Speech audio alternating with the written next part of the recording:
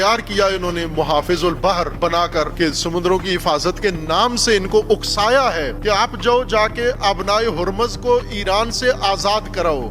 تمہارا ابراہیم لنکن کدھر گیا؟ وہ طیارہ بردار. وہ ابرہے کا فیل کدھر گیا؟ وہ آیا تھا تنگہ ہرمز یا ابنائے ہرمز کو کھولنے کے لیے. تم سے ابنائے ہرمز نہیں کھلا. پھر سعودیہ کو کہا کہ تم حملہ کرو، ابنائے ہرمز کھولو، نہیں کھلا. پھر پاکستان کو اکسا رہے ہو ابنائے ہرمز کھولو. پاکستان کی قیادت جتنی ذلت دکھا چکی ہے کافی ہے. اس سے آگے اگر قدم بڑھایا انہوں نے تو ان کا انجام بھی وہی ہوگا جو ٹرمپ کا ہونا ہے، جو نیتن یاہو کا ہونا ہے. اپنی تنخواہ لو، مزدوری کرو، بیان دو، لیکن اگر آپ آگے بڑھے، یہ غلطی کی، یہ حماقت کی. ضیاء الحق نے حماقت کی تھی، 50 سال سے ملک اس میں جل رہا ہے. ضیاء الحق کی حماقت سے آج تک ملک اس میں جل رہا. مشرف نے حماقت کی، آج تک ملک اس کا نقصان اٹھا رہا.